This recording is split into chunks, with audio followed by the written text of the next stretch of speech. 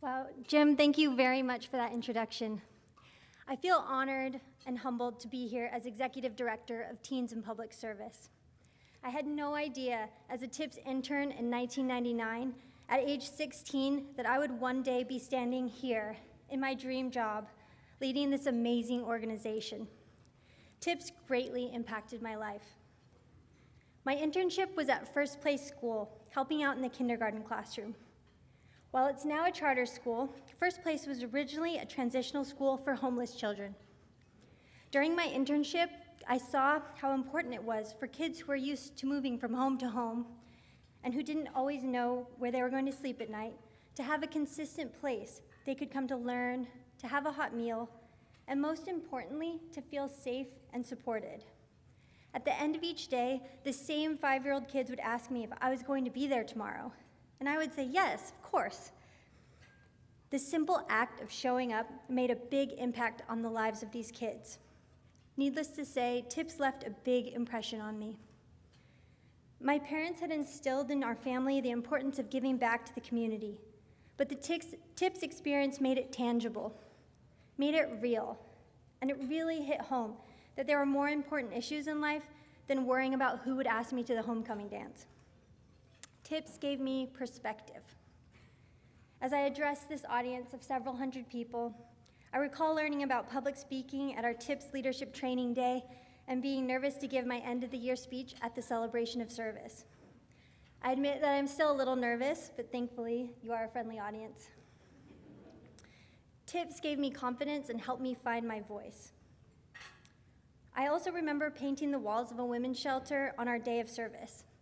After my internship, I actually ended up returning to that women's shelter and volunteering to serve Taco Tuesday to the residents each week. Community service became an integral part of my life, and I've continued to volunteer in my community since then. This experience helped drive my desire to have a career in the nonprofit sector and to pursue roles at organizations about which I felt passionately. And the great thing is, my experience is not unique. Our TIPS alumni have gone on to become teachers, doctors, lawyers, political consultants, board members, and even founders of their own nonprofits.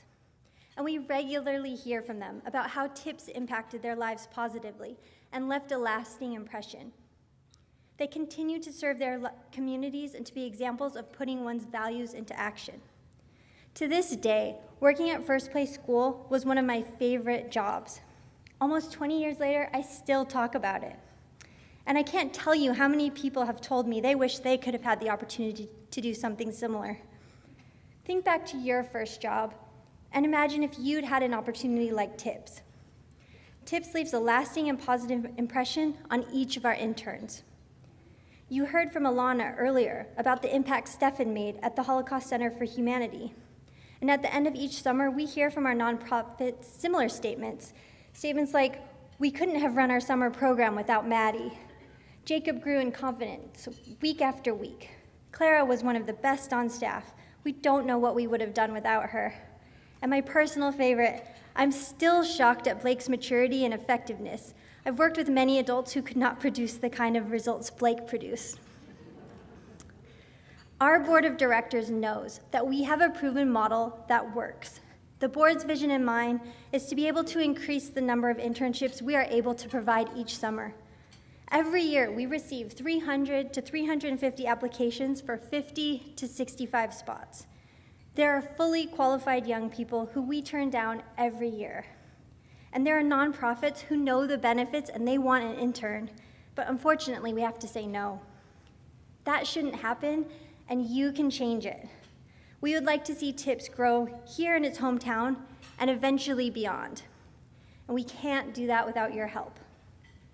One of Jim's gift-giving tips he mentioned is that a gift should enable the receiver to be better off. When donating to TIPS, you're giving teenagers more than just a summer job.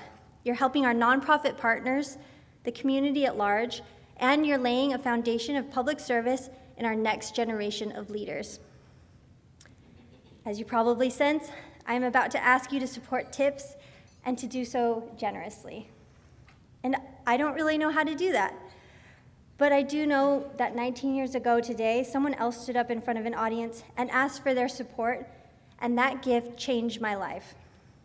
Tips helped transform the way in which I saw the world, and more importantly, how I wanted to impact my community. And I am now working here rather than at one of Seattle's other great local companies because of the Tips influence.